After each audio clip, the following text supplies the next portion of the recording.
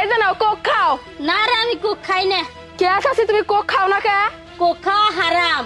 হ গো চাচি তুমি ঠিকই কইছো, আমাকে বাংলাদেশের মানুষ ঘুষ খায়, সুদ খায়, চাঁদাবাজি করে, মানুষের জমি জায়গা মাইরা খায়, কিন্তু কোক খায় না, কারণ কোক খাওয়া হারাম। তুই কি খুশা মেরে আমার কিছু কইলি?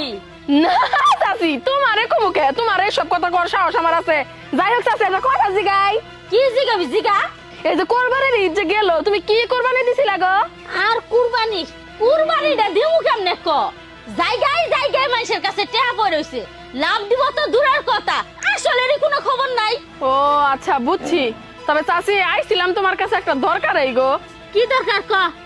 চাচি আমার আব্বা নতুন ব্যবসা দিব তো, 1 লাখ টাকার খুবই দরকার, তোমার কাছে পাঠাইছে টাকা নেওয়ার জন্য। আচ্ছা তুমি কি দিতে পারবা টাকা?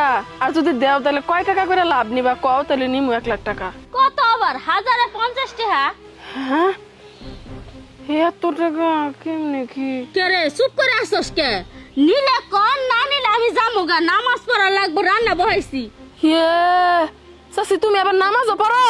তো নামাজ পড়ি না, বাতাসি সামনে বছর হজে যামগা। শোনো চাচি, হাদিসে আছে আত্মীয়দের সাথে সম্পর্ক ছিন্নকারী ব্যক্তি কখনোই জান্নাতে প্রবেশ করতে পারবো না। আর সেইখানে তুমি সুদ খাইতাছো, মানুষের হক মাইরা খাইতাছো, টাকার গরিমাতা খাইতাছো, আবার নামাজও পড়তাছো, আবার চিন্তা করতাছো তুমি হজেও যাবা। তোমার হজ কি আল্লাহ কবুল করবো? তুমি তো তোমার নিকট আত্মীয়র হকই মাইরা খাইতাছো।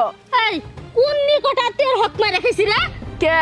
তোমার দেবরের 2 মাইয়ার সাথে তুমি বেইমানি করো নাই? ওগো বাপ মা মইরা গেছে দেখা, এতিম বাচ্চা দেখা, ওগো এত লাখ লাখ টাকার সম্পত্তি তুমি মাত্র 20,000 টাকা হাতে গুইজা দিয়া ওই সম্পত্তি তোমার নামে লেখা নাও নাই? এটা হক মারা কয় না?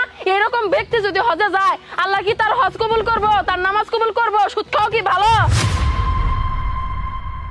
আম্মা জানেন আমি না আল্লাহর কাছে সব সময় প্রার্থনা করি যে আল্লাহ আমার শাশুড়ির মতো শাশুড়ি তুমি বাংলার ঘরে ঘরে দিও। আল্লাহ বৌমা তুমি আমারে এত ভালোবাসো?